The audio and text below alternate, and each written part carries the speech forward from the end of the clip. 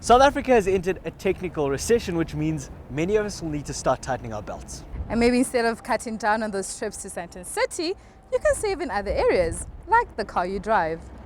With that in mind, we decided to present to you two offerings to demonstrate just how much small car you can get for between 155,000 Rand and 250,000 respectively.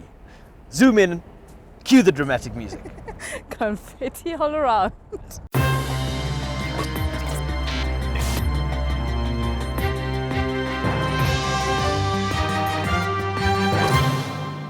So matching up with my outfit here a bit today, I've got the Suzuki Celerio 1 litre GL. What do you have, Brendan?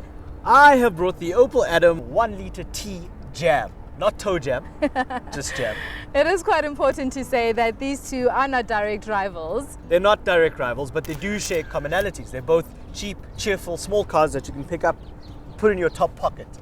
My car, though, is for the practical buyer. You know, someone who really wants to get from point A to B, but not skimming on the essential parts. Whereas mine has a bit more frills to it. It's targeted towards upwardly mobile, urban, trendy, young, fashionista, wants to make a statement. It's that kind of audience that they're speaking to with the Opel Adam. And of course, we must be mindful that around 100,000 Rand separates these cars. Yep.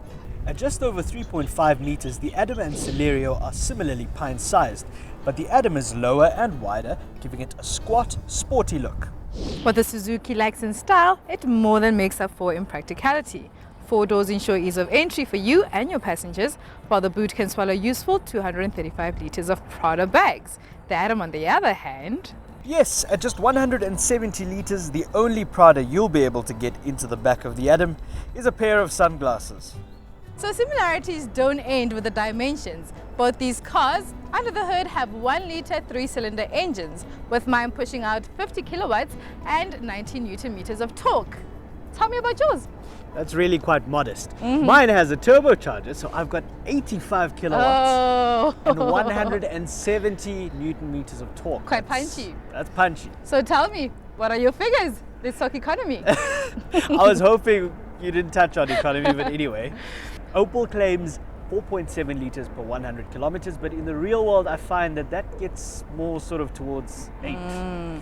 So I definitely win with that one, because mine does 5.5 liters per 100 kilometer. Quite frugal. And that's, of course, a real world figure. Very real world, very frugal.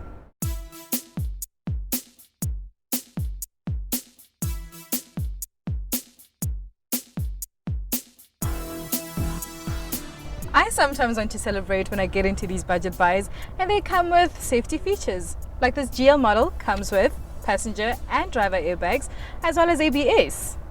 Fantastic. Definitely items you want in a small car. Yes, also what you do want is auxiliary, USB and Bluetooth connection, which come equipped in this, as well as some steering functions. Did I not say they're definitely not skimming on this?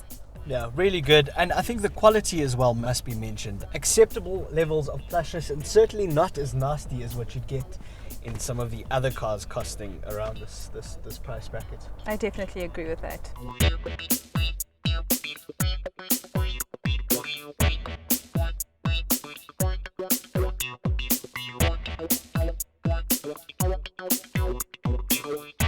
Now, Zipporah, you talked about feeling in a celebratory mood whenever you found safety features in the car. Well, I think you're going to find this is particularly festive, because I've got 6 airbags up in here.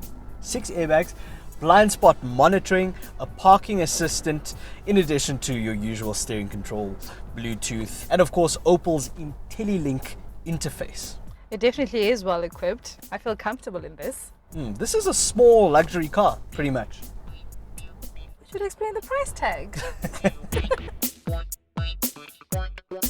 Now, some people opine that slow car fun is better than fast car fun, if that makes any sense. And when you drive a small, not very powerful car like this, you can kind of understand what people are saying, because you know, it just encourages you to wring its neck, and because of its small dimensions, you can really seize all those gaps in traffic, which I really like about the Adam. I like that it's turbocharged as well, so you do get that extra bit of punch from the engine. It puts a smile on your face. It actually does. And it makes a nice little noise too, like listen.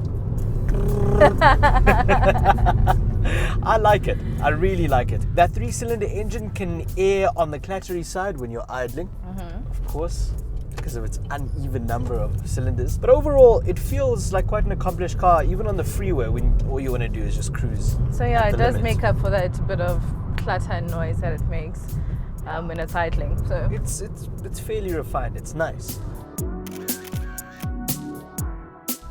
So Brendan, having jumped from a turbocharged engine into my bit basic one, Slightly more basic. slightly more basic, but you know what, it does what you need it to do. It's very reliable. Honest.